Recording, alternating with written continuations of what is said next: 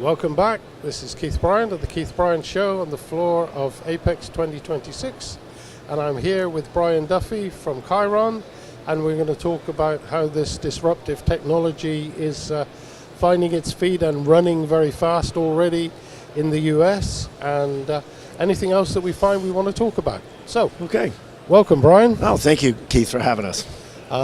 You've been working very rapidly. The product was only launched in November. Yes. And already you've got a huge amount of traction in the US, so maybe you can give us the bones. Yes, I mean, I came here a year ago just to scout in anticipation of the first machine to be introduced at Productronica, and it was. And now we've introduced the machine in North America here at the show, and it's been a tremendous success. We already have sold the first machine to Distron in Massachusetts, and we anticipate delivering that machine in the third quarter. So we're really excited, and we've been nonstop at the show, so it's been fantastic. Yeah, and I gather you're also setting up a distribution network to get the message out there as well as you can through the whole of the country. Yes, it's something I did 30 years ago, and I'm prepared to do it again.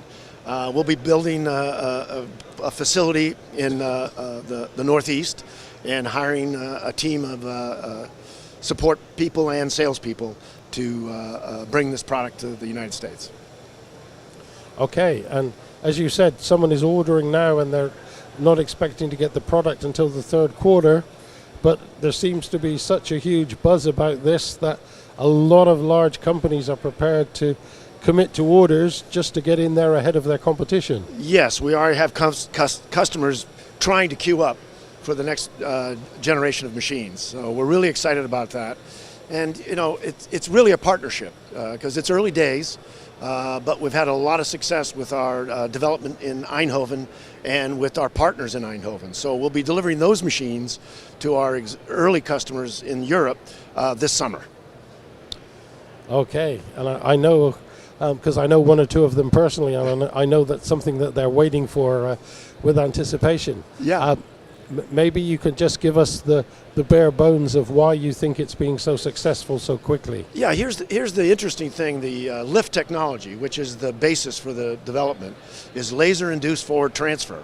And what we're doing is we're basically taking solder paste and applying it to the printed circuit board without stencils. So we're not dispensing, we're not jetting. It's a whole brand new technology that really excites the potential users because they understand the potential for the limitation of stencils ultimately as boards get more complex and product and get smaller and devices get smaller.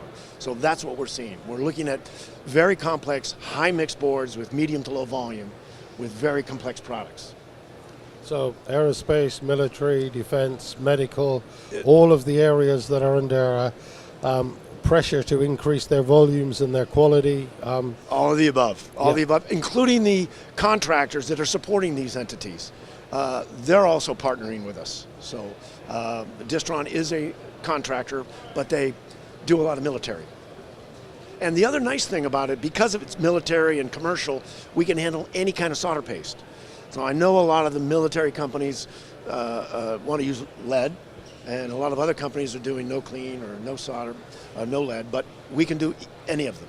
Yeah, and a lot of them for their customers, they basically go through a long qualification process for a specific product. Exactly. And if you have to change it like you had to with dispensing, where you had to have a different metal content and different activators, then suddenly your customer says, oh, this is not approved. Yeah, no, what we anticipate, and we've worked with our customers in Europe, is about a 5 to 7 day qualification for their solder paste, because all the chemistries are a little different.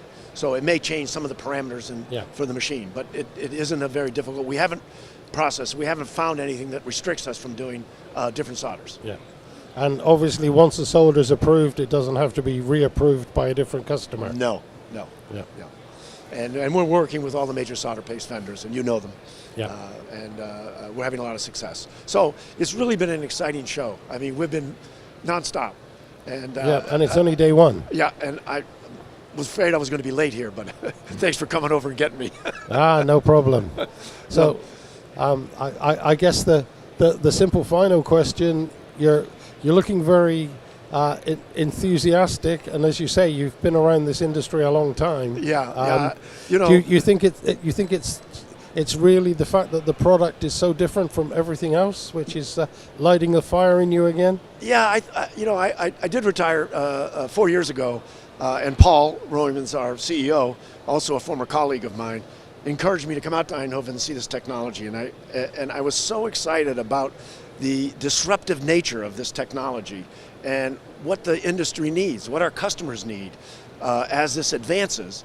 I thought this would be an interesting thing to get involved with for a few years, and it will be here for a long time, and it is going to change a lot of things, and it's really interesting. Yep, I think that's for sure. Yeah. Anyway, sir, thank you for coming in and sharing with us. All right, and everybody come on by our booth 642 and see it.